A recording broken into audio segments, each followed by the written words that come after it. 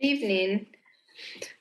I think we can probably all agree that it's been a very challenging year and a half. But in thinking about this inspirational message for tonight, it did occur to me that if it hadn't been for the pandemic, I may never have taken the step of joining you here on the county board about a year ago.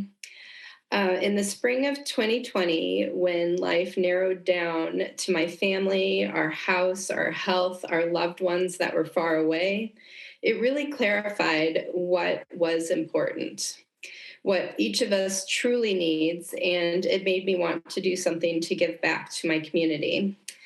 It hurt to know that so many in our community didn't have these same securities. They didn't have a safe haven of a home or nutritious food on their table, and that these disparities were exacerbated by this pandemic.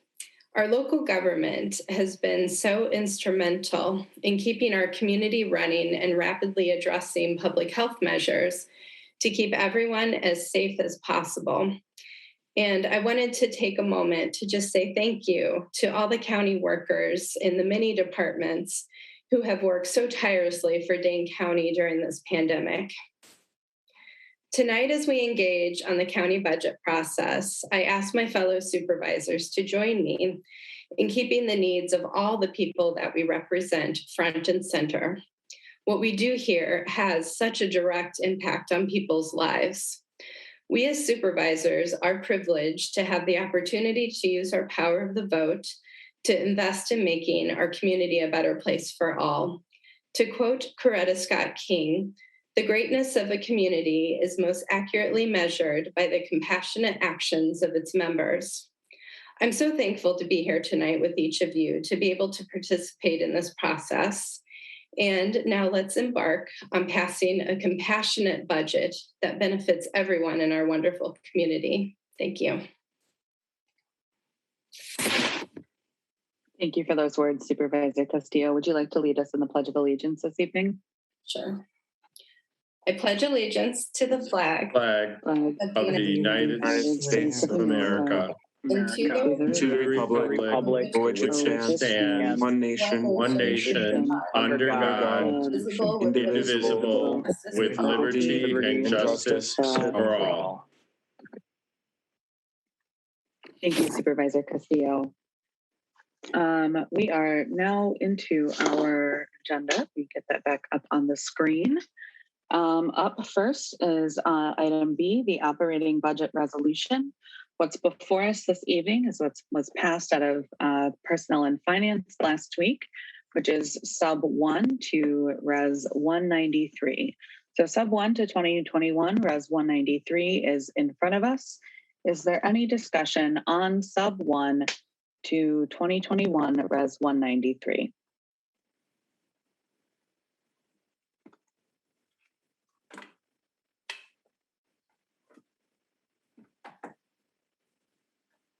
Any discussion on sub 1? I think Andy's trying to get everyone's attention. He's stuck on mute. It does appear that he is stuck on mute. Supervisor Shower, I don't know how to fix that. Is there... I got it. I'm good. Sorry. My touchpad got disabled. I apologize. I'm so sorry. Oh, excellent. Lord. Thank you, sorry. No worries, Supervisor Shower. All right. Move do you Board have 01. Discussion moving Board 01? Okay. Yes. Erickson seconds. Can I speak to the motion, Madam Chair? Give me 1 second to clarify, and then you will be able to speak to the motion. So Board 01, which was attached to our packet here, was, let's just see, moved by Shower, seconded by Erickson. Is there discussion on Board 01? Supervisor Shower. Thank you, Chair Eicher. I apologize about that. I just hit a certain button that made my touchpad stop working. It was whatever. Thank you, Madam Chair. I rise in strong support of Board 01, but I first need to underscore exactly how we arrived at this place, because there have been some misstatements, mischaracterizations about some of the people, and even more importantly, the process that was involved in the creation of this amendment, which need to be corrected. First, I want to applaud the county executive on his original budget, which invested in many worthy initiatives and still left levy room for the county board to review, and if it was their purview, fund additional matters which needed attention. They also funded 2-3% wage increases for all non-represented employees. It was a good first step. Once it became common knowledge that there was money for raises this year, a reasonable discussion ensued among the people we represent. How should those raises be divvied up? In other years, the county exec has provided flat wage increases of a certain dollar amount. In those years, such proposals have never been called divisive, disappointing, or politically motivated. I would presume that most of the people affected by this budget, namely the employee groups, then contacted their duly elected representatives and discussed the matter with them. This too is not divisive or disappointing, but it is political. Political in this context can't be seen as a dirty word. The county exec's own chosen profession and the work done by this board that is by definition political should not be degraded by anyone, including the county exec himself.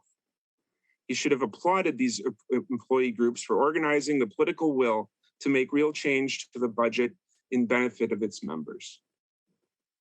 My proposal in committee was PNF 06, which would have provided flat wage increases to all of our deserving employees, all of our employees full stop, because they're all deserving. They have all worked so hard over the last year and a half during this pandemic.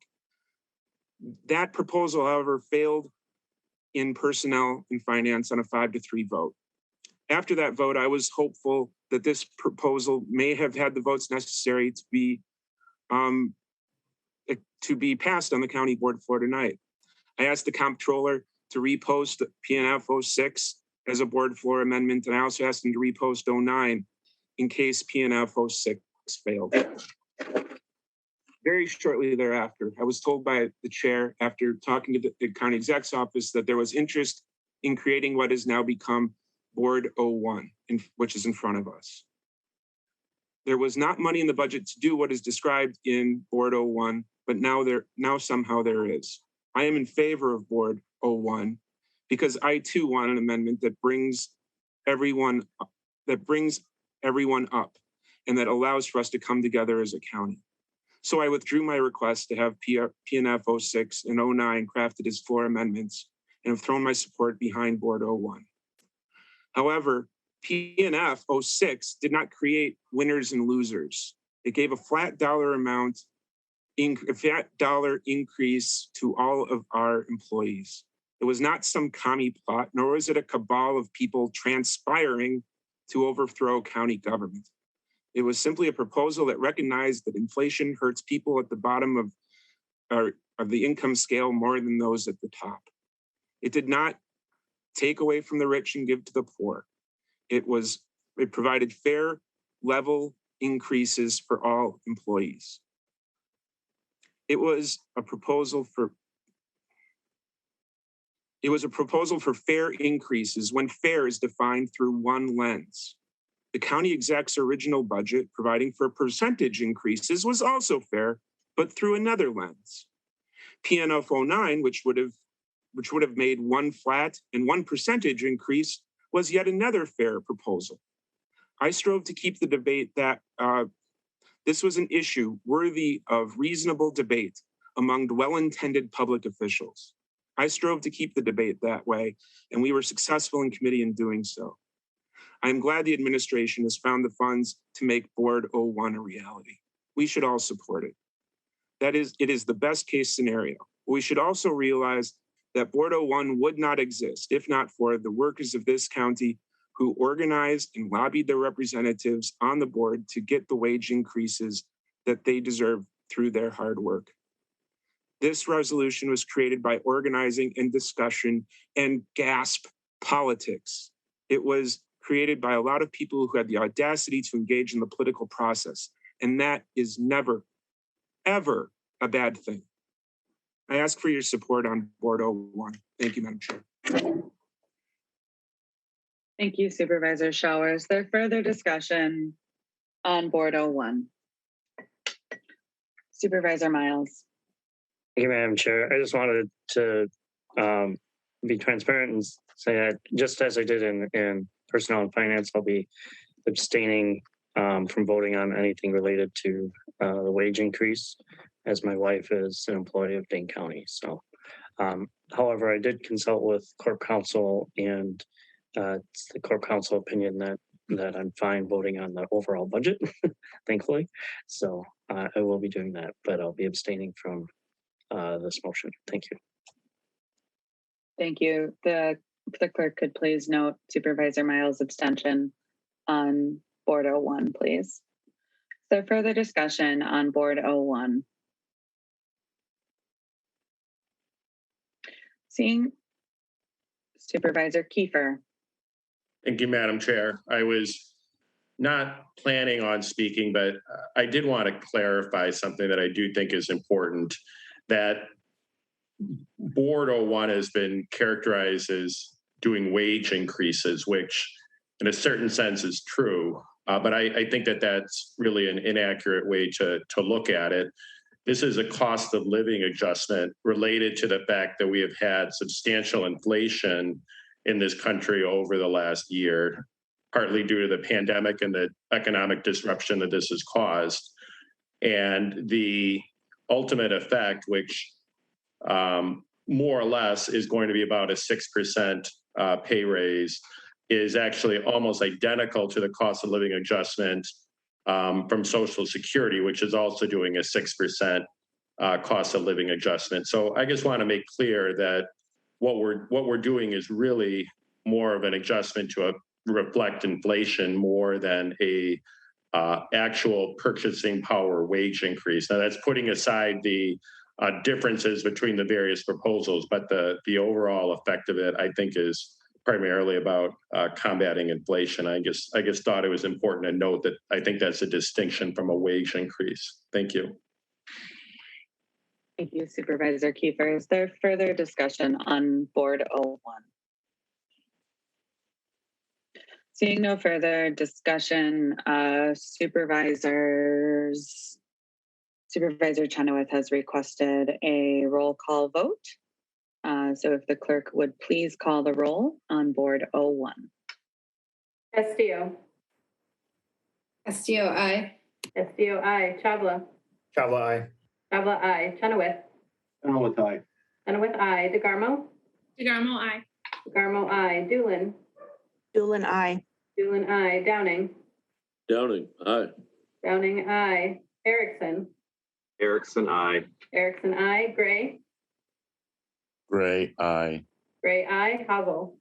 Hazel, aye. Hazel, aye. Hatcher. Hatcher, aye. Hatcher, aye. George. George, aye. George, aye. Kiefer. Kiefer, aye. Kiefer, aye. Krause. Krause, aye. Krause, aye. Levin. Levin, aye. Levin, aye. McCarville. Carvel, aye. McCarville, aye. McGinnity. McGinnity, aye. McGinnity, aye. Miles abstains. Palm. Abstain. Palm, aye. Palm, aye. Peters. Aye.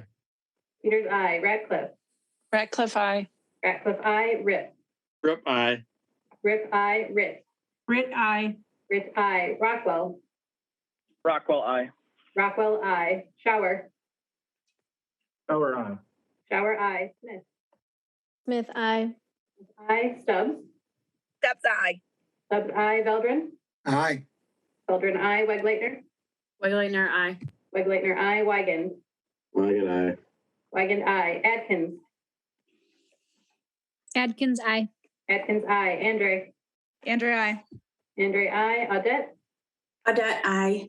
Audette, aye. Bear. Bear, aye. Bear, aye. Baird. Aye. Baird, aye. Bollig. Bollig, aye. Bollig, aye. Hiker. Hiker, aye. Hiker, aye. 35 ayes and 1 abstention.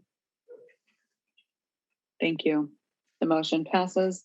We are now back to sub 1 as amended by board 01. Is there further discussion on sub 1 as amended? Supervisor Miles. Thank you, Madam Chair. I'd like to move County 02 and 3 together. Do you have a second? Erickson seconds. Thank you. So board amendments 02 and 03 have been moved by Miles and seconded by Erickson. Is there discussion on these amendments? Supervisor Rip. Yeah, I just very briefly, the most of my calls from my constituents in the rural area are that we don't have enough deputies. So anything that helps get more deputies, I'm in favor of. And over the years, it seems like every time we need a little more money, it comes out of things that help the rural. So I'd like to ask to be recorded as voting no. Thank you. Thank you, Supervisor Rep. I do believe a roll call was requested on this, so you will have the opportunity to vocalize that. Further discussion, Supervisor Miles. Thank you, Madam Chair. I just wanted to explain that as Supervisor Rip just indicated, we are backing off the hiring of a position here, implementation of a budget priority to fund another. We proposed in sub 1 to fund $50,000 towards this housing plan update. And Supervisor Wegleitner and others made a compelling case that to get a quality plan, we really needed to up that to $75,000 that is being matched by the city of Madison.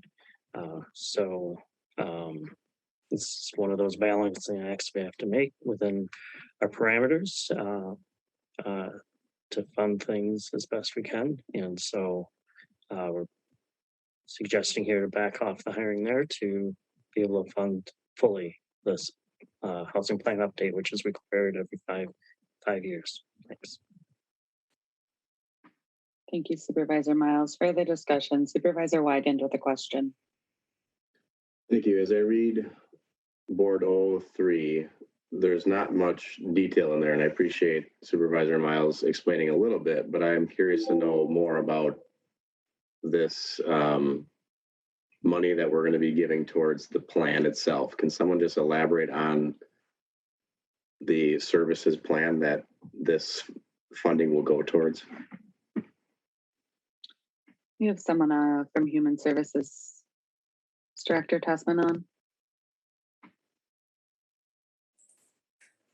I am here, but I sound better than I feel better than I sound, but not much. So forgive me not having a camera. So the question is about what the study will fund. Is that correct? Supervisor Wygand, will you restate your question? I'm just looking to understand what this funding is going to go to. What does this plan entail? Right. So this is a collaborative plan that is a requirement of the Federal Housing and Urban Development Department.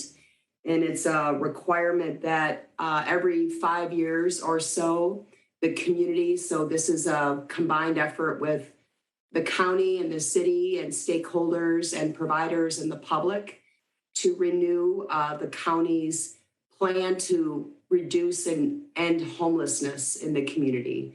So it's a landscape assessment of services, an assessment of needs, an assessment of gaps in the system, and similar. So typically there has been an effort to find a consultant who's an expert on these areas to bring together the various parties and to make sure that the study is as comprehensive as it can be to help us make sure that as we're making future investments and service plans to end homelessness, that it's in collaboration and coordination with this plan and that the money is being best spent.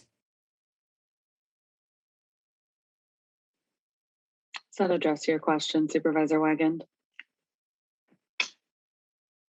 No, it doesn't. I'm curious to know what was lacking in the original dollar amount and why the extra dollars are needed. So what I understand is that there have been some informal conversations to try to get a best estimate of what the study would have actually cost. And the initial assessment was that the study was initially estimated to cost about $200,000, half being funded by the city, half being funded by the county. But because of other budget priorities, this is the best thinking in terms of how we can still get a quality plan. But that's where the estimate arrives from.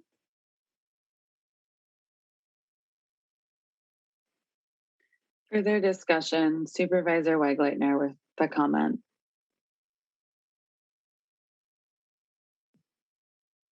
Thank you, Chair Eicher. Yeah, I think Director Tessman basically covered it.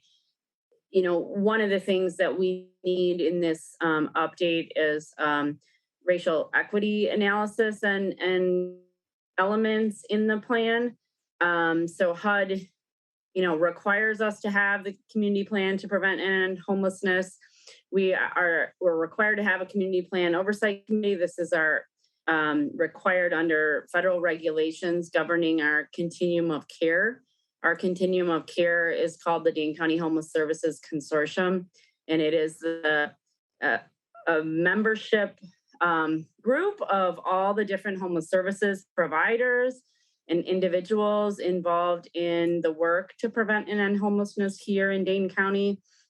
And our continuum of care receives federal homeless assistance grants from HUD, Emergency Solutions Grant, and the Continuum of Care Grant to provide homeless services. We don't get special money to pay for the consultant or to pay for staff to do the plan. And over the last year and a half, we've seen the infusion of tens of millions of dollars into our homeless services system, some specifically, for emergency rental assistance, others for our local aid that we have then allocated to provide important relief to people experiencing homelessness, the hotel sheltering program, the additional, the hotels to housing program, quarantine shelter. And this means that, a lot has changed since we last did the plan. A whole bunch has changed, and a lot of additional COVID response, particular money that's temporary money, but does certainly have an important impact on our system, needs to be considered as we update our plan. There's new federal programs that were, created by COVID response legislation. Emergency housing vouchers that our Dane County Housing Authority and the CDA of City of Madison are getting. These are all important pieces of a puzzle that needs to be put together, and having a really good, solid update to this plan will be really helpful to our future budget decisions. When we think about what our priorities are, we will have an updated, effective plan to guide us in our decision making in our 2023 budget process. Hopefully, if it's done by then, we will be getting the tools that we need to make good decisions around homeless services policy and housing decisions for people experiencing homelessness. So the Homeless Services Consortium sent us an email. I think we got it October 1st, asking for $200,000 total, $100,000 each from the City of Madison and from Dane County. When we were approached about putting in an amendment, it was decided that we would do it at a reduced amount, knowing that there's a lot of competing priorities for our operating budget and the amount that was left before we hit the levy cap after the county executive's budget proposal. So The city has an amendment in for $75,000. The county's amendment here is contingent on the city matching the $75,000. And from our conversations with the staff and service providers who have been talking to the possible consultants, $150,000, they think we can still get a good plan with that, even though it's a reduced amount from the original ask.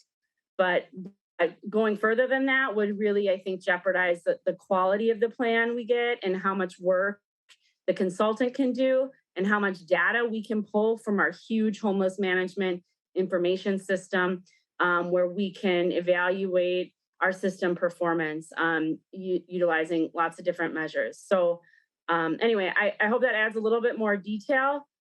I'm grateful for the work to find the money to bring this up to $75,000. And just to respond to Supervisor Ripp's concern, this does not actually, eliminate that position. It does delay the start date. So there will be a training deputy with this amendment. That deputy would not, would start a little bit later to free up some salary savings to make sure we get a good quality plan. Further discussion. Supervisor Wigand with a question. What other funding alternatives were pursued besides delaying the hiring date for the new training deputy?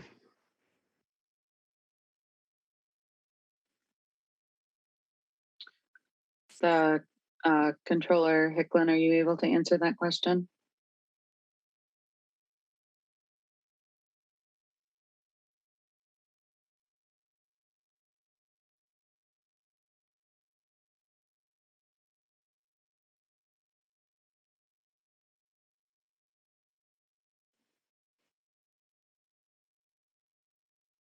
The controller on? Yes, I'm sorry, Madam Chair. I'm sorry, I was muted on my phone. So this amendment emerged after sub 1 was recommended by Personnel and Finance. It was during that meeting where the persons who were involved in this effort, I think, impressed upon the committee that the $25,000 would be more than helpful. At that point, as we approached this meeting, these was the primary source of funding that was considered. The position for the deputy was already in sub 1 initially. It only starts in July.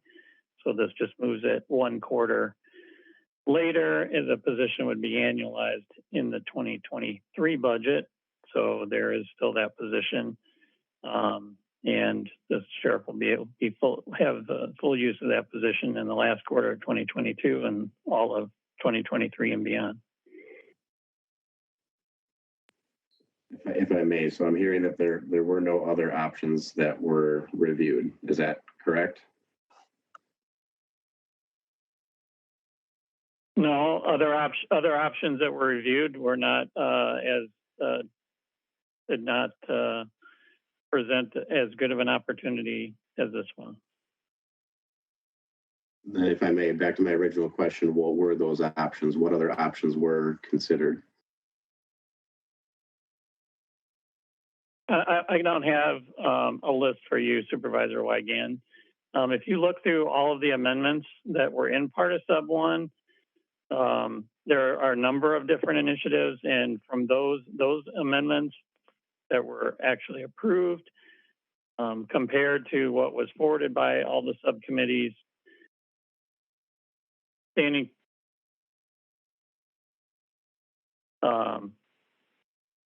options are limited. So that's the answer I have for you, Supervisor Wigand. Thank you. Is there further discussion? Supervisor Hazel. Thank you, Chair, and thank you for bringing this amendment. Just to be more exact from the HSC, they said that The $200,000 came from interviews from 3 potential consultants. And as Director Tessman and Supervisor Weigleitner pretty much covered everything I said about that, or I was going to say about that.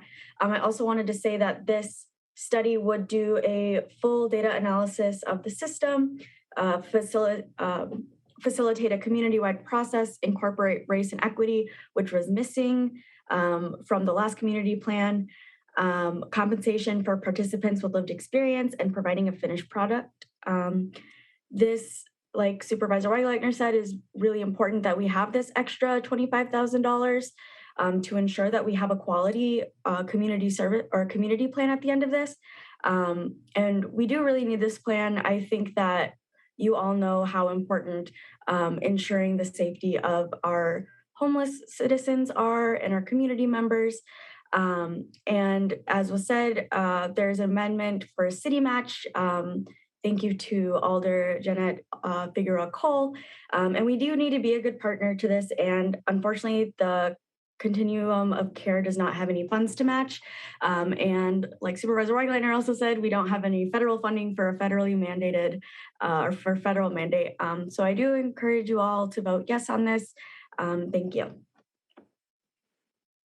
Thank you, Supervisor Hazel. Further discussion, Supervisor Doolin. Thank you, Chair. Yeah, I think the point is that I'm in support of this because what we're already doing hasn't been working outside of the concentrated focus that we've had as a result of the pandemic. So in order to get ahead of homelessness, in order to prevent homelessness, it's important to be intentional in the way we approach the plan so that we make best use of this money. There's been a concerted effort to look into homelessness and what it looks like beyond the Madison city limits, thanks to the help of the county board collectively. And so I feel confident that looking into this and this study is going to be something that is necessary in order to actually get the best result and the best return on our investment towards homelessness. So I'm going to be voting yes because I think we owe it to the taxpayers to make best use of the money they give us to do this. Thank you. Thank you, Supervisor Doolin. Is there further discussion on Board 02 and 03? Supervisor Ratcliffe with a question. Thank you. Is Sheriff Barrett on this evening? I am. Hi, thanks, Sheriff Barrett, for being here with us this evening. My question is regarding the training position. And I was wondering what, if that position starts 3 months later for you next year, what is the impact to the sheriff's office? Well, I would have to say that I do understand the budget process and knowing that there's limited funds and I can assure you that the Dane County Sheriff's Office is willing to do our part to ensure that we work collaboratively with our partners here in the county to ensure that we work together as a whole to move forward. It does affect us in regards to when we can train that training deputy and get them in the position, which will affect our ability to immediately start training and implementing the things that we'd like to implement in our training source. But we do understand that there's a greater goal here, and we are willing to do our part and play our part in order to ensure that we move forward together as a community. Thank you, Sheriff. Could I comment as well? You may. Thank you, Chair. I don't think any of us necessarily disagree that the funding for the homelessness item isn't important. I think we all think it is important. I do. I also think the training position for the sheriff's office is important. And it's unfortunate that these two are kind of being pitted together. When I look at the other amendments in the budget, there would have been other ones that I maybe would have considered instead. But I can understand how moving a position that's not currently a position in our sheriff's office, how it's easier to start it later and just have those funds available. So I guess I just wanted to comment on that. It's unfortunate that we're arguing about two very important items because they're both equally important. And I appreciate the sheriff's comments about the importance of the plan for going forward with the homelessness, looking into that more, and being willing to work with us so that he can also have his training position. So thank you. Thank you, Supervisor Ratcliffe. Is there any further discussion? Seeing no further discussion, Supervisor Chenoweth, was that a roll call request on these two amendments?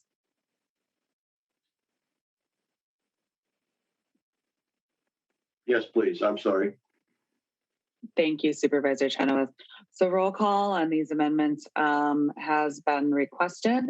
If the clerk could please call the roll. Castillo. Castillo, aye. Castillo, aye. Chavla. Chavla, aye. Chavla, aye. Chenoweth. Chenoweth, aye. Chenoweth, aye. DeGarmo. DeGarmo, aye. DeGarmo, aye. Doolin. Doolin, aye. Doolin, aye. Downing. Downing, aye. Downing, aye. Erickson. Erickson, aye. Erickson, aye. Gray. Gray. Gray, aye. Gray, aye. Hazel. Hazel, aye. Hazel, aye. Hatcher. Hatcher, aye. Hatcher, aye. George. George, aye. George, aye. Kiefer. Kiefer, no. Kiefer, no. Krause. Krause, aye. Krause, aye. Levin. Aye. Levin, aye. McCarville. Carvel, aye. McCarville, aye. McGinnity. McGinnity, aye. McGinnity, aye. Miles. Miles, aye. Miles, aye. Palm. Palm, aye. Palm, aye. Peters. Aye. Peters, aye. Radcliffe. Ratcliffe, aye. Ratcliffe, aye. Rip. Rip, no. Rip, no. Rit. Rit, aye. Rit, aye. Rockwell. Rockwell, no. Rockwell, no. Shower. Shower, aye. Shower, aye. Smith. Smith, aye. Smith, aye. Stubbs. Stubbs, aye. Stubbs, aye. Beldren. Aye. Beldren, aye. Wegleitner. Wegleitner, aye. Wegleitner, aye. Weigand. I didn't know. Weigand, no. Adkins. Adkins, aye. Adkins, aye. Andre. Andre, aye. Andre, aye. Audette. Audette, aye. Audette, aye. Bear. Bear, aye. Bear, aye. Baird.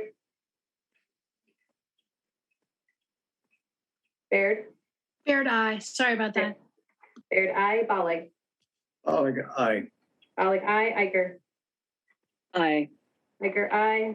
32 ayes, 4 noes. Thank you. The motion's passed.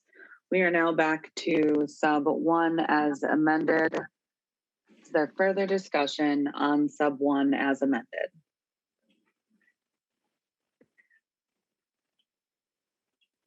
Further discussion on sub 1 as amended. Supervisor Chenoweth has requested a roll call on sub 1 as amended. We'll do one last call for any further discussion on sub 1 as amended. Seeing no further discussion, if the clerk would please call the roll. Castillo. Castillo, aye. Castillo, aye. Chavla. Chavla, aye. Chavla, aye. Chenoweth. Chenoweth, aye. Chenoweth, aye. DeGarmo. DeGarmo, aye. DeGarmo, aye. Doolin. Doolin, aye. Doolin, aye. Downing. Downing, aye. Downing, aye. Erickson. Erickson, aye. Erickson, aye. Gray. Gray, aye. Gray, aye. Hazel. Hazel, I. Hazel, I. Hatcher. Hatcher, I. Hatcher, I. Jors. Jors, aye. Jors, I. Kiefer. Kiefer, aye. Kiefer, I. Krause. Krause, aye. Krause, I. Levin. Levin, aye. Levin, I. McCarville. McCarville, I. McCarville, I. McGinnity. McGinnity, I. McGinnity, I. Miles. Miles, aye. Miles, I. Palm. Palm, aye. Palm, I. Peters. Aye. Peters, I. Ratcliffe. Ratcliffe, I. Ratcliffe, I. Rip. No. Rip, no. Rit. Rit, I. Rit, I. Rockwell. Rockwell, no. Rockwell, no. Shower. Shower, aye. Shower, I. Smith. Smith, I. Smith, I. Stubbs. Stubbs, I. Stubbs, I. Veldren. Aye. Veldren, I. Wegleitner. Wegleitner, I. Wegleitner, I. Weigand. Wagon, no. Weigand, no. Adkins. Adkins, I. Adkins, I. Andre. Andre, I. Andre, I. Audette. Audette, I. Audette, I. Bear. Bear, aye. Bear, I. Baird. Baird, I. Baird, I. Bollig. Bollig, aye. Bollig, I. Iker. Iker, I. Iker, I. 33 ayes, 3 noes. Thank you. And that passes. We are now on to item C, the capital budget resolution. What's before us this evening is sub 1 to 2021 Res 194. Is there a discussion on sub 1?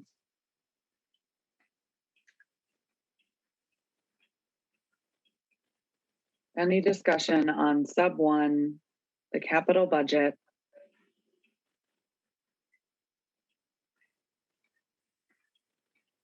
Supervisor Chenoweth has requested a roll call. The clerk would please call the roll.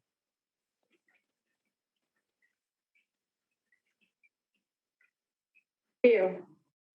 Castillo, aye. Castillo, I. Chavla. Chavla, aye. Chavla, I. Chenoweth.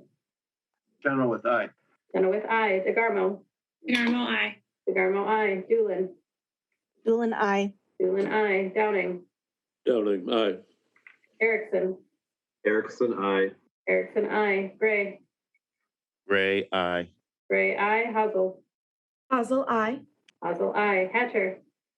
Hatcher, I. Hatcher, I. Jors. Jors, aye. Jors, I. Kiefer. Kiefer, aye. Kiefer, I. Krause. Krause, aye. Krause, I. Levin. Levin, aye. Levin, I. McCarville. McCarville, I. McCarville, I. McGinnity. McGinnity, I. McGinnity, I. Miles. Miles, aye. Miles, I. Palm. Palm, aye. Palm, I. Peters. Aye. Peters, Aye. I. Peters, I. Ratcliffe. Ratcliffe, I. Ratcliffe, I. Rip. Aye. Rip, I. Rit. Rit, I. Rit, I. Rockwell. Rockwell, no. Rockwell, no. Shower. Shower, aye. Shower, I. Smith. Smith, I. Smith, I. Stubbs. Stubbs, I. Stubbs, I. Veldren. Aye. Veldren, I. Wegleitner. Wegleitner, I. Wegleitner, I. Weigand. Wagon, no. Weigand, no. Adkins. Adkins, I. Adkins, I. Andre. Andre, I. Andre, I. Audette. Audette, I. Audette, I. Bear. Bear, aye. Bear, I. Baird. Baird, I. Baird, I. Bollig. Bollig, aye. Bollig, I. Iker. Iker, I. Iker, I. 34 ayes and 2 noes. Thank you. The item passes. We are now on to item D, which is ordinance amendments creating or changing fees. These are ordinance amendments. Excuse me 1 second. My dog, please go. My dog wants to participate in the budget process, apparently. So these are ordinance amendments that are either creating or changing fees that reflect the changes that we just voted on within the budget. We have 6 ordinance amendments in front of us this evening. So what's in front of us and what's from committee is D1 through D6. Are there any requests for separation on items D1 through D6? D6 has been requested. Any other requests for separation? D1. Any other requests for separation? Seeing no other requests for separation on the balance, Supervisor Wigand also wants D5. D6 was already separated, Supervisor. So we have D1, 5, and 6 separated. On the balance, D2 through 4, if there's no objection, we'll have those recorded as having passed unanimously. And seeing no objection, they will be so recorded. We are now on to item D1. What's before us is the committee's recommendation. This is OA 32, amending Chapter 79 of the Dane County Code of Ordinances, County Highway Access Control. Is there discussion on D1?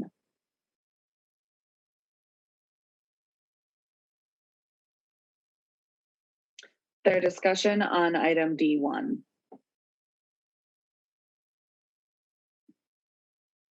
Seeing no discussion on item D1, if there is no objection, I'll have this recorded as having passed unanimously.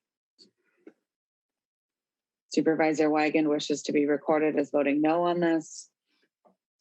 With the exception of Supervisor Wigand, I'll have this recorded as having passed unanimously. Seeing no other objections, that will be so recorded. We are now on to item D5. Need a chance to scroll. Item 5 is 2021 OA 51, amending Chapter 62 of the Dane County Code of Ordinances, eliminating certain fees for Tier 1 families. Is there discussion on item D5?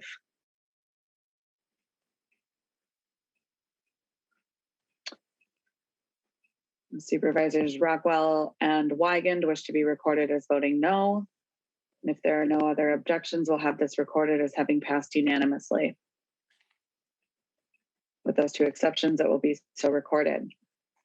Thank you. We are now on to item 6, OA 52, amending Chapter 35 of the Dane County Code of Ordinances, eliminating Huber fees. Is there discussion on D6? Supervisor Baird. Thank you, Madam Chair. I am actually incredibly excited for item D6. So thanks, Supervisor Kiefer, for separating it out so I get an opportunity to speak to it. I've presented on the fines and fees subcommittees a couple of times to some committees, but not to the full county board. So I will try and be succinct. But the fines and fees subcommittee was really created at the recommendation of PP&J Chair McCarville, because PP&J had been taking up sort of piecemeal all the different departments and sort of analyzing the fines and fees within the civil and criminal justice system. And we created this committee, subcommittee.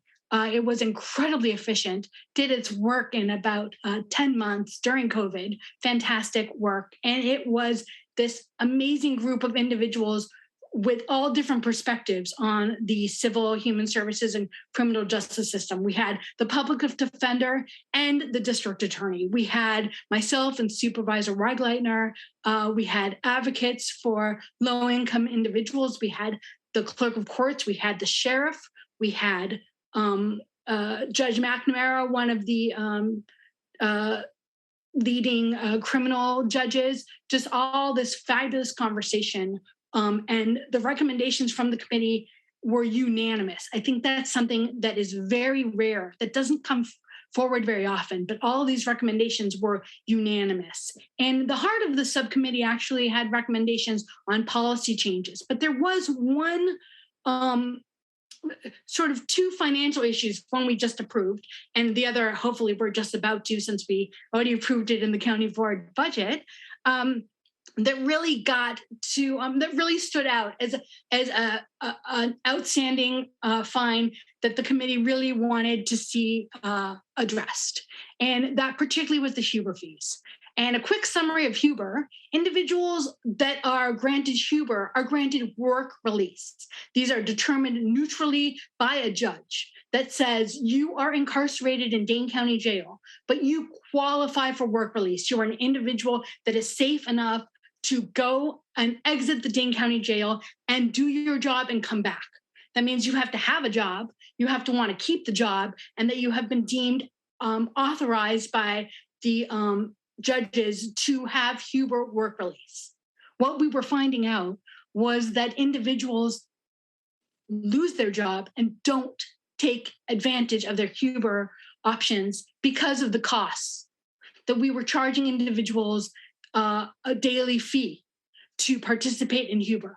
And this was, we weren't making a profit out of it. This was because we had to sort of reap the costs that it took to run programs. And what was wonderful was the Sheriff's Department, previously Sheriff Mahoney and then Sheriff Barrett. We got to have both sheriffs on the committee voting in support of this, acknowledging that if it wasn't for needing to balance their budget, they understand and support that this fee should go away, that we should not be impacting individuals when they are trying to maintain their job during their incarceration. So I think this is something we should all be celebrating, that prioritizing the elimination of this fee, it's a big one, and it was one of the top financial priorities of this multi-perspective committee that, again, approved this recommendation unanimously. So I hope everyone will join me tonight in voting in support. Thanks so much. Thank you, Supervisor Baird. Further discussion on item D6, Supervisor Keefe.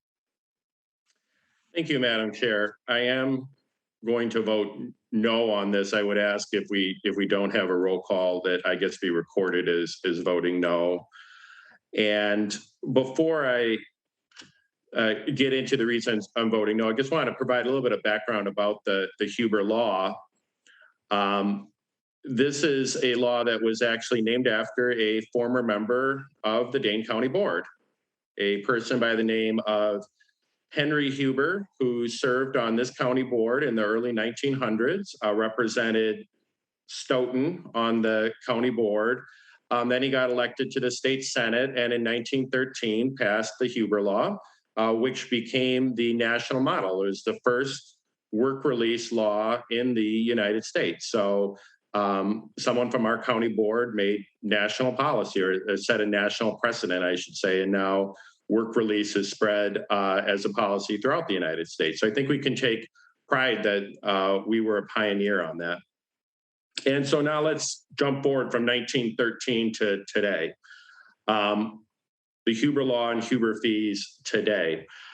I think it's important to point out two things about the Huber fees. First, everyone who is a participant in the Huber program or the work release program is someone who is serving a sentence, someone who has actually been convicted of a crime and is serving a sentence in jail. There are many people in jail who have not been convicted of anything. They are awaiting trial. But in order to get Huber release, you actually have to be serving a sentence. And second, people who are paying Huber fees, by definition, have a job. This is not like court costs where they are assessed to people who may have no income and may be completely unable to pay the fee. The only way you get charged Huber fees is if you're working. And the fee currently is $23.79 per day. And if you're working less than 30 hours a week, you're charged half that, so roughly $12 a day. That does not cover the full cost of room and board in the jail, although that is the purpose of the fee. This will have a financial impact on the sheriff's office. According to the fiscal estimate that we were provided, the negative fiscal effect on the sheriff's office will be $134,000 a year. And that's a $134,000 budget hole that will have to be filled each year because that source of funding will be gone. And I completely agree with what Supervisor Ripp said earlier this evening. The most common, or one of the most common, I should say, things that I hear that people want are more deputies. Over and over, I hear that. It seems like it's a tie between road maintenance, snow plowing, and more deputies. But those are the three things that I hear the most. And when we take away $134,000 from the sheriff's office each year, that's $134,000 each year that could pay for deputies to do things like prevent burglaries and catch people who are stealing cars and driving stolen cars on county roads, or as unfortunate as often happened in Village of Wanakee, people stealing cars and then using the stolen car to commit a burglary, as well as even more serious crimes. We've had an uptick in violent crimes in the last year or so since the pandemic, and this is going to be a budget hole that is $134,000. And I just feel that that is not appropriate to take that funding away. In closing, however, do want to express my sincere appreciation for Supervisor Baird and her hard work on this issue. We're both lawyers as well as, I guess, part-time citizen legislators. And I think the best public policy as well as the best rulings in court come when people vigorously but respectfully debate these issues. And I appreciate her bringing this amendment. I ultimately don't agree with it, but I think it's a good discussion to have, and I'm glad we had this debate. And in closing, Madam Chair, I would just ask that I be recorded as voting no on this ordinance amendment. Thank you. Thank you, Supervisor Kiefer. And if the clerk could please note Supervisor Kiefer's request to vote no. Is there further discussion? Supervisor Ripp. Yeah, I definitely understand this. I wish it was approached different.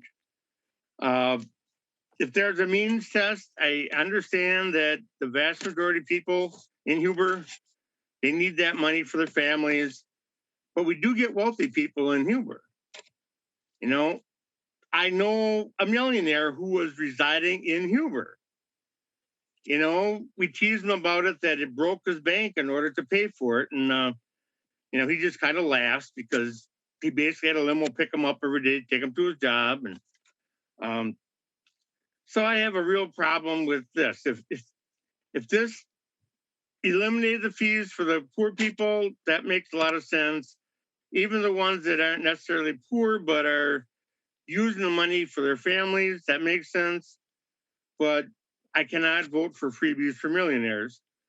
So, and it does happen because I know one. So also put me down as a no. Thank you, Supervisor Ripp. Further discussion, Supervisor Wegleitner. Thank you, Chair Iker.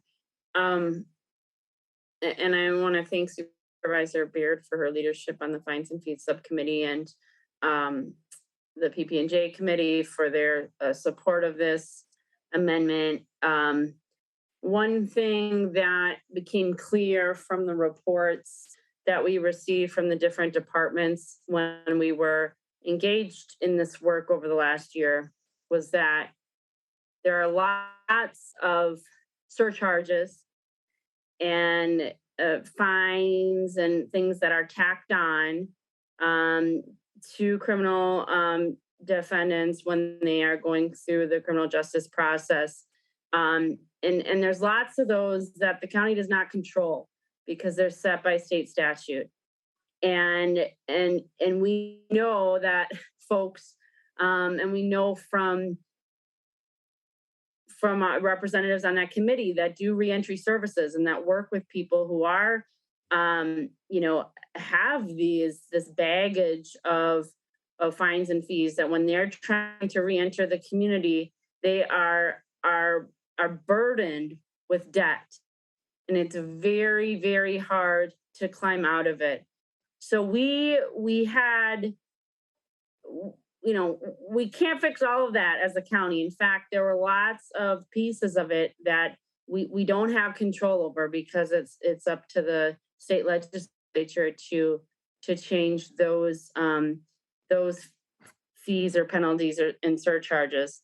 But they did identify some areas that are within our authority. And this Huber fee in our ordinances is one of those, where we can help to remove some of that burden, the ongoing shackles that keep people in poverty, in a cycle where they would be more likely to get involved in incarceration again, because they don't have the ability to climb out. And I think this is a really, really important recommendation that we approve tonight. I think that Supervisor Rip's millionaire example is probably one of, I certainly not the norm. And I would say that maybe if there's one or two that actually can afford to pay, the amount of revenue that we would get from those one or two people that do have means would probably not even be worth the administrative cost of continuing to administer the fees. And in the reality, administering a fee waiver petition and indigency process is a lot of administrative effort and work and staff time. And so eliminating the fee altogether is more simple. And the reality is this, when you're talking about $134,000 and our budget is what, $500 million, it's a tiny sliver. But for those folks in the Huber program, it makes a huge difference. So I think this is something that we absolutely should be voting in favor of, and I'm really excited to see this recommendation move forward and be included as part of this budget. Thank you. Further discussion, Supervisor Baird for the second time.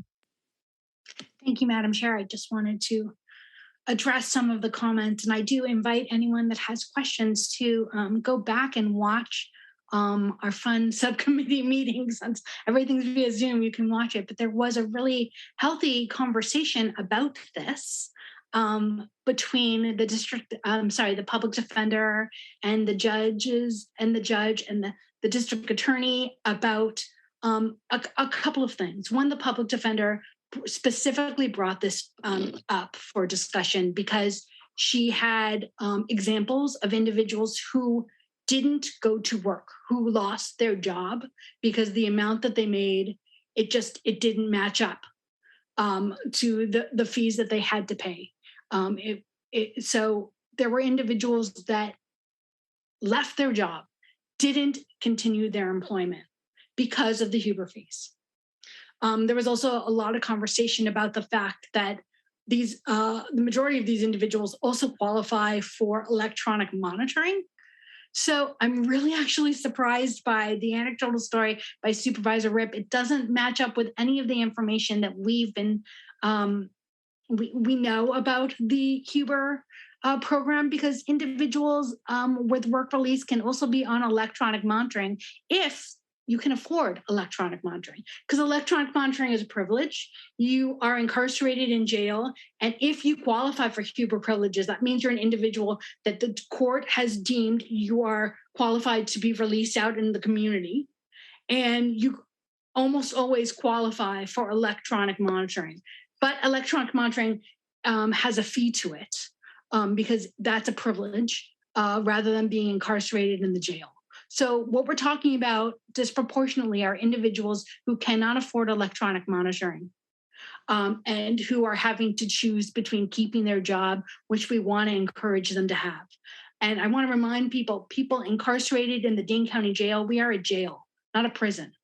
That means you're sentenced to a year or less, or you would be in prison. So these are the individuals who are coming right back into our community. I hope we would be able to support this to encourage them to be able to continue to keep their job. And I also want to comment that a lot of these individuals disproportionately are people of color. That's disproportionately the individuals we incarcerate in Dane County Jail. And that's who these fines and fees impact. So thank you very much. Thank you, Supervisor Baird. Further discussion, Supervisor Miles.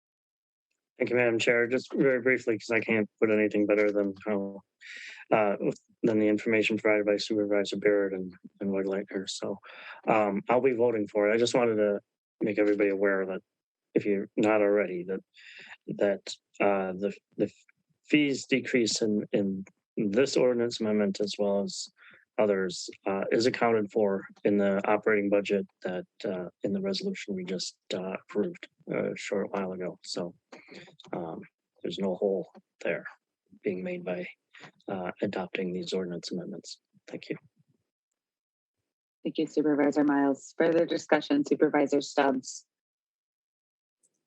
Thank you, Chair Iker. I appreciate the work of Supervisor Baird and the committee, including Supervisor Wagner. I think it's necessary, and I think change is necessary. I appreciate the historical context that Supervisor Kiefer talked about, but that's in the 1900s. And you know what? This is 2021. Change is necessary. And so I am one to say firsthand who've worked for 8 years with people who have been incarcerated as a former probation parole agent. I know firsthand how difficult it is for someone to pay those fees that is incarcerated with Huber. Any way that we can remove unnecessary barriers out of the way of people, especially people that are incarcerated with lived experiences and people that are people of color, African American, Black. And in the state of Wisconsin, this is the absolute worst state to raise a Black family. We have the worst incarceration rates, and more people that are African American are incarcerated. So here we are, given an opportunity in a very progressive county, and we should not be struggling with the right decision. The decision is to pass this ordinance amendment.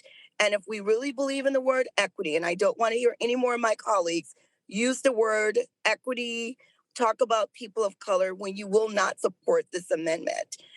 So I am asking anyone that believe in equity, that believe in giving people with lived experiences, believe in removing a barrier. And when you have the sheriffs supporting this, why are we questioning it? So thank you again for allowing me to speak. Thank you, Madam Chair. Thank you, Supervisor Stubbs. Further discussion on item D6, Supervisor Doolin. Thank you, Chair. I want to say I really appreciate Supervisor Baird's work on this and everybody's work on this. Many moons ago, like about maybe 30 years ago, I was a manager at the Middleton KFC. That was a long time ago. And at 18 years old, I had many conversations with employees as I drove them back to the Huber program in the middle of the night, day in, day out, because the bus didn't go to Middleton. And if we wanted them to keep their jobs with us, taxis were too expensive. So we drove, and these are people just trying to get by and just trying to keep their job and just trying to give money to their families. So I remember thinking then that it was appalling that they had to pay to be there. So I appreciate this. I'm going to be in support of this and vote yes. Thank you. Thank you. Is there further discussion on item D6? Roll call has been requested. Is there any further discussion on item D6? Seeing no further discussion, if the clerk would please call the roll.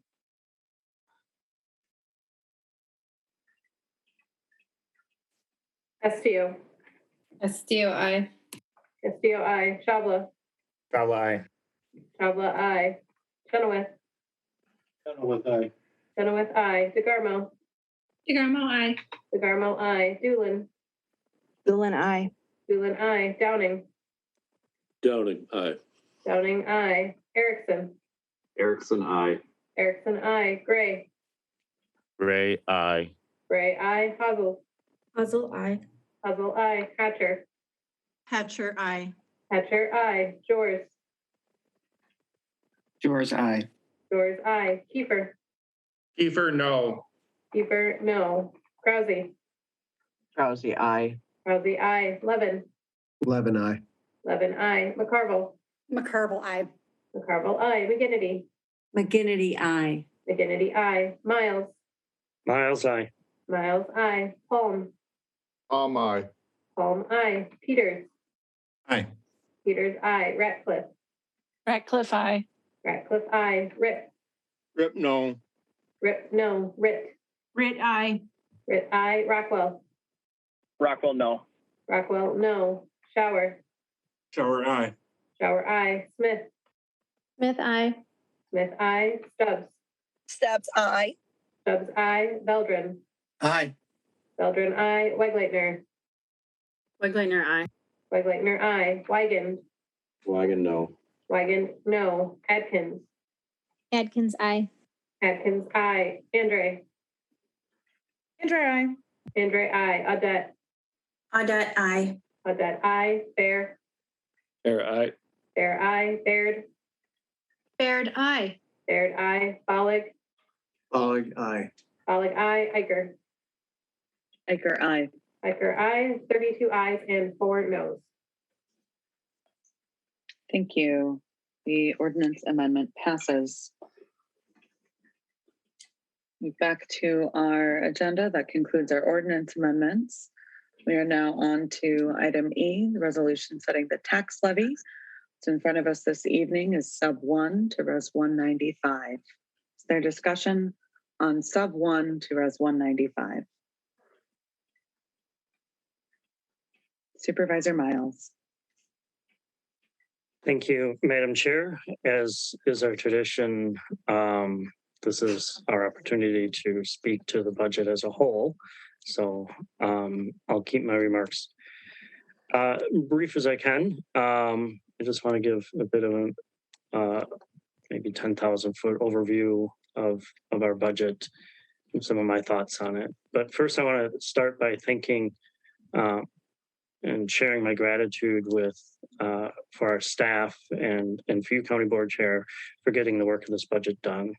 Especially want to thank Karen Peterson Thurlow and Chuck Hicklin in particular, not only for drafting all the budget amendments requested by so many of us, but for their probing questions, research of supporting information, and helping us think through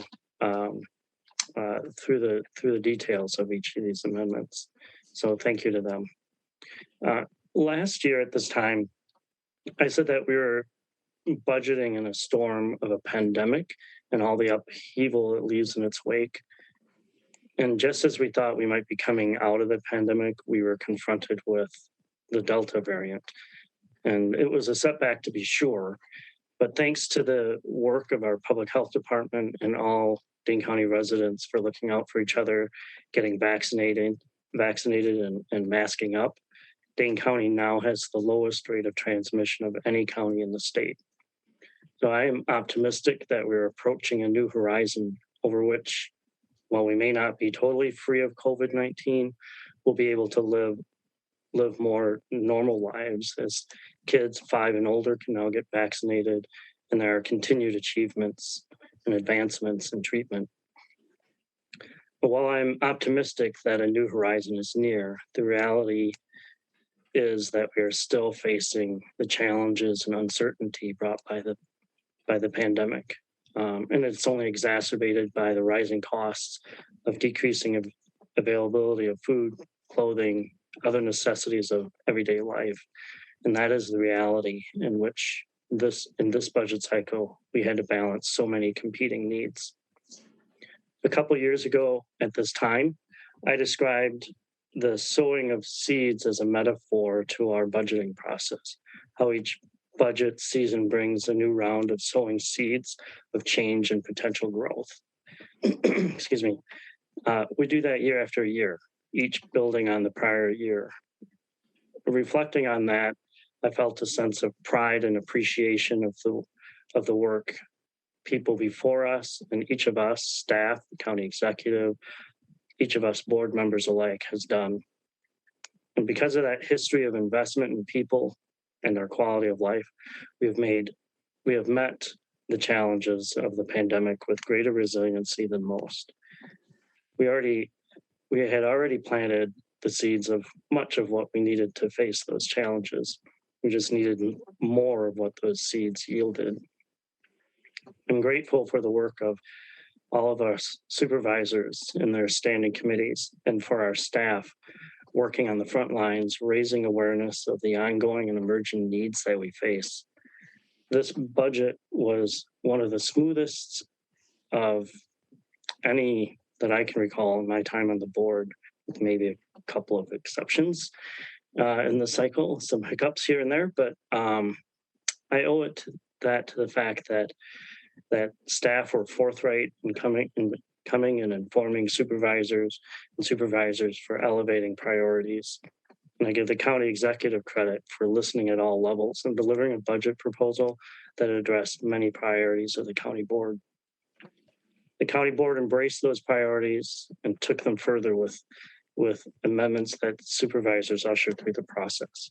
And I'm going to leave it to those supervisors who led the way for so many of those amendments to get into the specifics. I just want to emphasize that the budget with our amendments builds our resilience and our endurance across a broad breadth of areas. The budget continues our efforts to mitigate and adapt to climate change. It continues conservation and investments and sediment removal efforts to better endure high water and flooding events. We continue to expand investments in renewable energy, reduce emissions of county vehicles, increase the efficiency of our facilities, to name a few. This budget also continues to increase the tools available to law enforcement to face incidents with the appropriate resources. We had some discussion here tonight of the need for more deputies, but I'm happy to say that I think we're making smart investments that will lead to fewer conflicts with law enforcement and fewer people ending up in jail, but rather getting the help they need in crisis. This budget also furthers our commitment to making the justice system more equitable. As in past budgets, our greatest priorities are reflected in our area of greatest investment, and that is in human services, where we invest nearly double what we invest in our next largest area, which is public safety. Our amendments expand our efforts to address food insecurity, access to health care. A couple of years ago, we planted the seeds to establish the Behavioral Health Resource Center. And this month marks a year of it being in operation.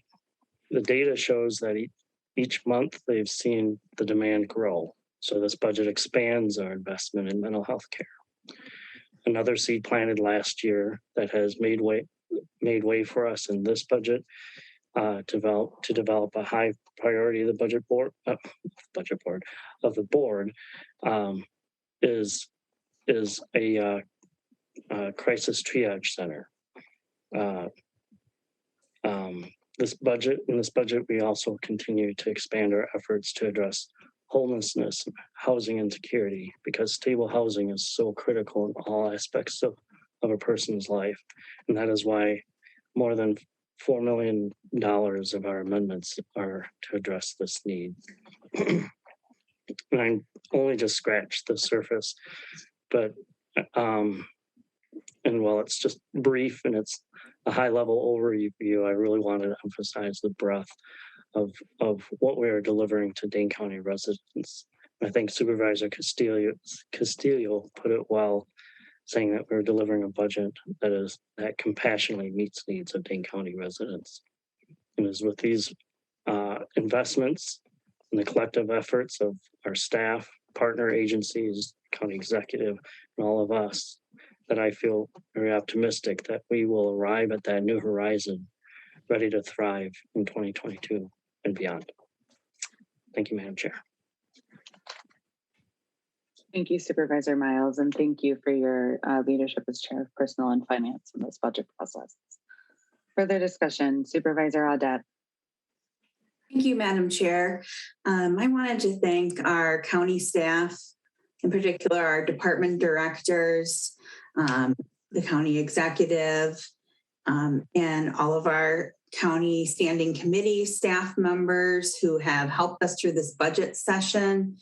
I'd also like to especially shout out, of course, as Chair Miles noted, the board office staff, Lauren Kuhl, Lindsay Menard, once again, provided tools and helped so many community members and community service organizations provide input to the budget from the Balancing Act tool and additional resources in the development stage through allowing smooth public comment and testimony during our public hearings. This is, again, the second year in a row where we've done this virtually and had an unprecedented amount of public input, which is incredible. And I want to, again, shout out those staff members for making that happen.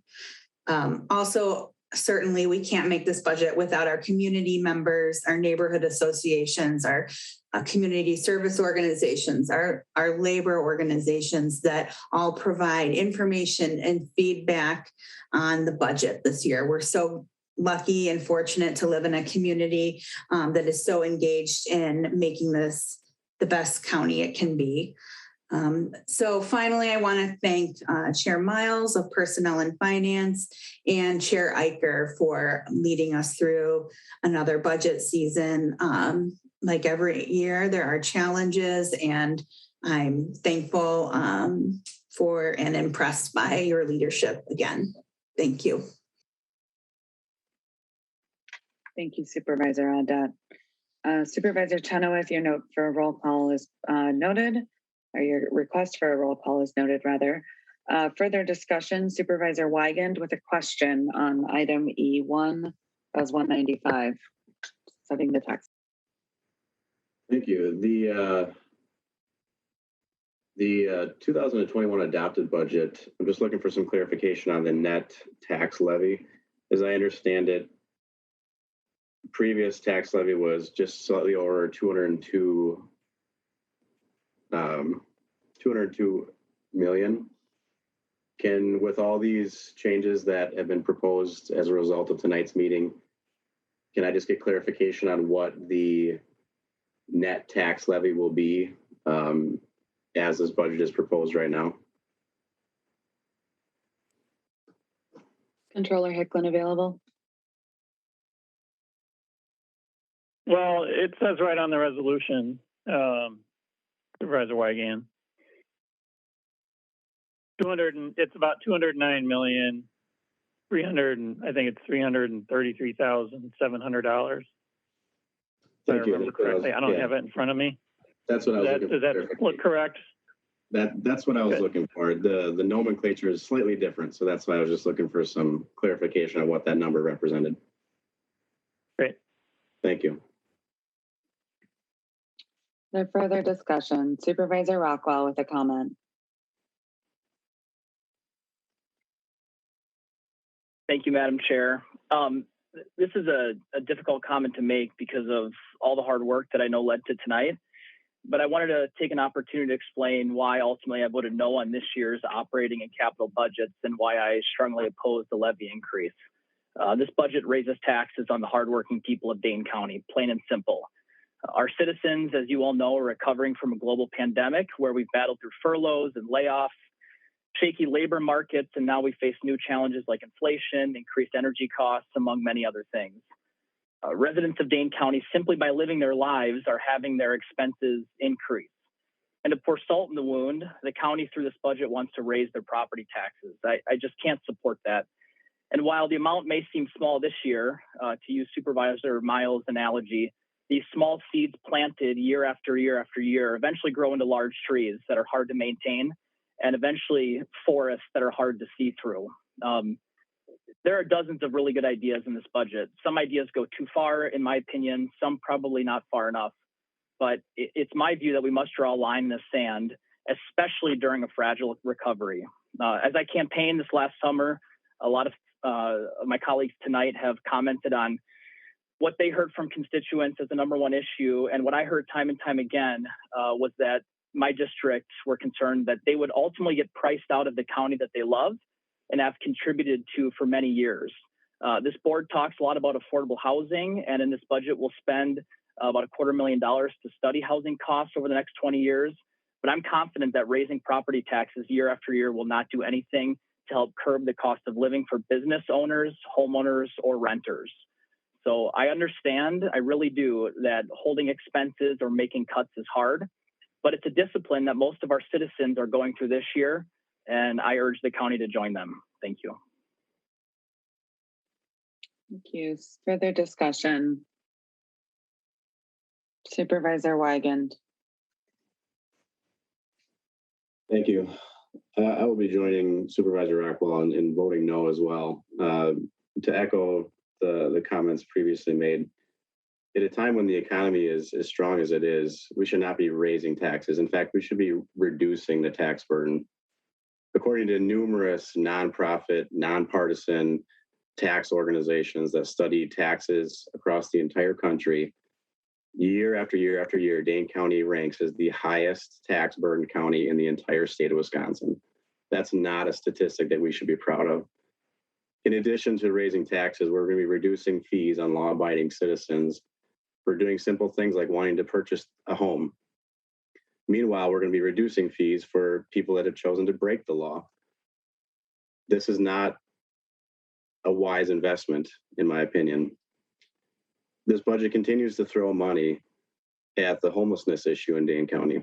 And I don't think there's a single one of us on this board that don't care deeply about the homeless people living in our community.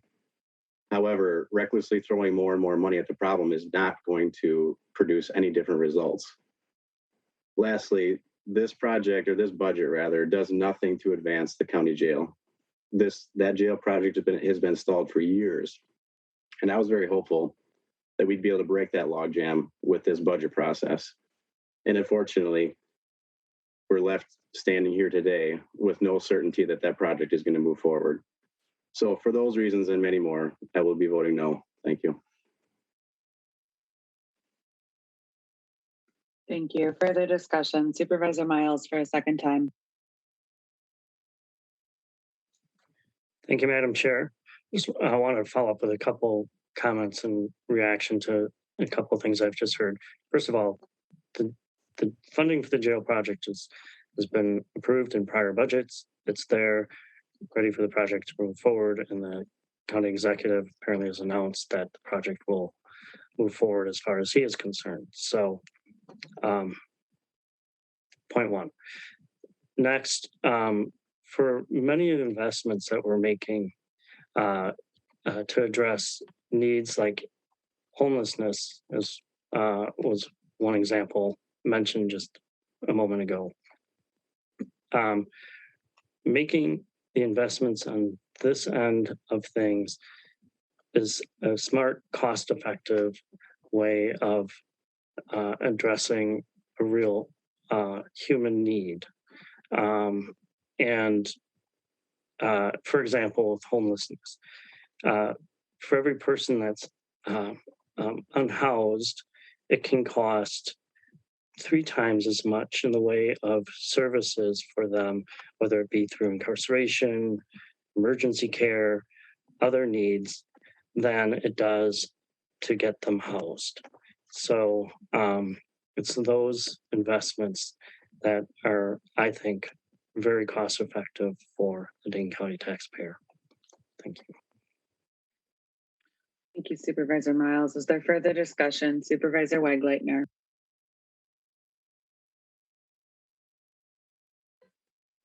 Thank you, Chair Eicher. I have to say, I do want to also thank all the staff who have worked so hard, and all of my colleagues who have thought hard about this budget and put effort and time into hearing from the public, connecting with their constituents, showing up at committee meetings, working on amendments, debating amendments. I also want to thank the county executive for, I agree with Supervisor Miles that a number of board priorities have been included in his budget proposal and are reflected in the adopted budgets. And I am very, very excited, relieved, proud to have passed a budget that includes the Triage Crisis Center. This Crisis Triage Center, I forget which order to say that in, but it is something that has been recommended to us several years ago and has been advocated for by community members and by supervisors for several years, and is a really important missing piece of our behavioral health system right now. And it is a much more humane, effective service and alternative to detaining people who are experiencing crisis in Dane County Jail or, in an emergency room. And a place where they can connect, hopefully, to longer term services and stabilization. So I, as somebody who's sponsored amendments in several budgets that have not been successful in past years, I'm really, really excited to have, heard the Recovery Innovations report on the Triage Crisis Center, and to have a budget that includes not just $10 million for capital planning and expenditures, but $1.5 million to hire the staff to start planning this really important center. And I want to thank the Criminal Justice Council and the Behavioral Health Subcommittee of the Criminal Justice Council for their work to continue to move this important initiative forward. The enhancements to our Behavioral Health Research Center are also really exciting to me. And I think the creation of the new Behavioral Health Division will be a good step to elevate this work and move these important initiatives forward. This is what the community has been asking us for, and we're delivering in this budget. The housing investments in this budget are historic. Absolutely historic. And we are able to use COVID ARPA funds in this budget, as well as capital borrowing, to make investments in permanent housing that we've never been able to make before. That's not throwing money away at a problem. That is investing in our infrastructure, in our community, and in the families throughout Dane County, in every supervisory district that right now lack access to affordable housing. The budget includes, I think my calculations are correct, $15.75 million towards affordable housing. That's supporting our Dane County Housing Authority with capital improvements. That's continuing our very successful Affordable Housing Development Fund, public-private partnerships with developers and nonprofit service providers that has resulted in the creation of hundreds, maybe thousands of new or over 1,000 new affordable housing units in Dane County. It also includes specific housing, permanent housing strategies to prioritize people experiencing homelessness, people that have even more barriers because of their vulnerability and their lack of housing. And we know the racial disparities in homelessness, and this absolutely is a racial equity imperative. There's almost $7 million total in funding for the tiny house village and permanent housing, building acquisition, whether that's hotel conversion or other apartment buildings. So this is investing in our future, in our community, with strategies that work, that are cost effective, but that build our community, build the people within it, and support folks. So I'm very excited about this budget. I think we all should be proud of it, and we have a lot to talk to our community about and to oversee the implementation of in the months and years ahead. So thank you all for your hard work. Thank you, Supervisor Wegleitner. Further discussion, Supervisor Levin. Thank you, Madam Chair. And for those of you that don't know, I was actually sworn in on our 2009 budget night. And now 13 budget nights later, we still would have a good 5 hours to go. But, and I'm sure Supervisor Ripp can remember when one of those additional nights was also necessary. So I just want to echo the thanks of the county board staff and the county department staff for all those years that we have gone through this budgeting process while I've been on the board, and echo the comments from Supervisor Miles and just now Supervisor Wegleitner on the great strides that we have made, not only in our efficiency of, I guess, completing a budget, but also the good, strong work that we've done, whether it be through housing. My last budget amendment dealt with some immigration monies, but a lot for behavioral mental health within the schools. And so I think it's something we can all be proud of, and thank you for all the work that we've done, and give ourselves a round of applause because we put in a lot of nights, and even though it wasn't in person, still nights on Zoom are nights where we're not exactly with our families. So congratulations to us all. Thank you, Supervisor Levin. Is there any further discussion? Supervisor Doolin.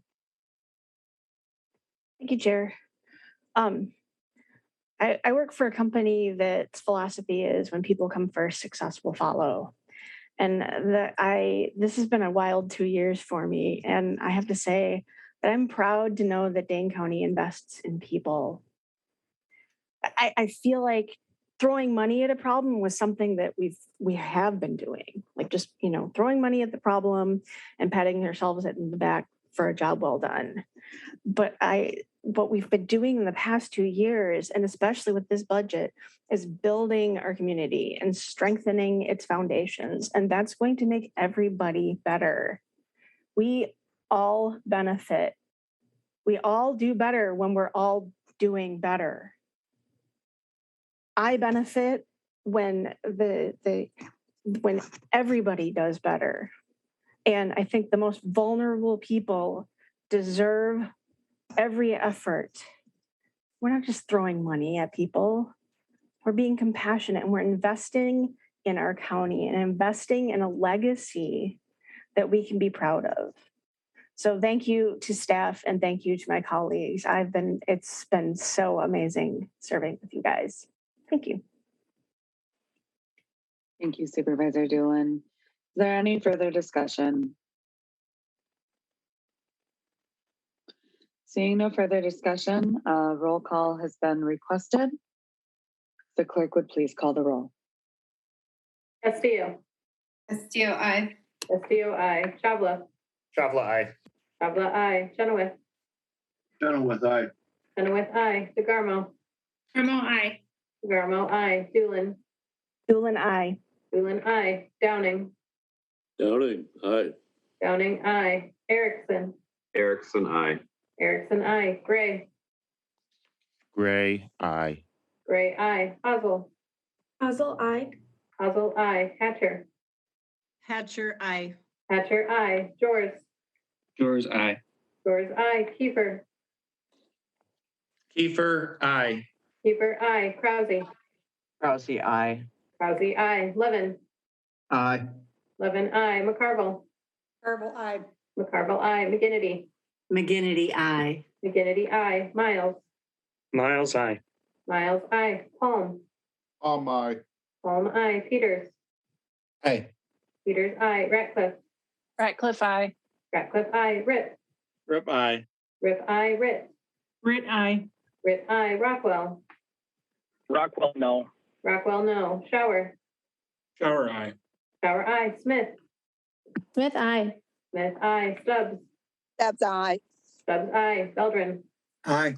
Beldren, aye. Wegleitner. Wegleitner, aye. Wegleitner, aye. Wigan. Wagon, no. Wigan, no. Adkins. Adkins, aye. Adkins, aye. Andre. Andre, aye. Andre, aye. Audette. Audette, aye. Audette, aye. Bear. Bear, aye. Bear, aye. Baird. Baird, aye. Baird, aye. Bollig. Bollig, aye. Bollig, aye. Hiker. Hiker, aye. Hiker, aye. 34 ayes, 2 noes. And that passes. We are now on to item F, such other business as the county board is authorized to conduct by law. Seeing no other business. Before I entertain a motion to adjourn, I will note that the other meetings this week that were scheduled for budget deliberations will be canceled. So our next meeting will actually be on the 18th. And would also like to echo Chair Miles and Second Vice Chair Audette's comments, about our staff and the community and everyone participating in this project, this budget, excuse me. I greatly appreciate what every single one of you has brought to the table in these discussions in our standing committees with your amendments and on the board floor here tonight. It makes our county that much better when we all participate in this way. So I want to say thank you and congratulations on your hard work on passing this budget. And with that, I would entertain a motion to adjourn. Erickson moves to adjourn. Audette seconds. If there's no objection, we're adjourned till the November 18th. Thank you. We're adjourned.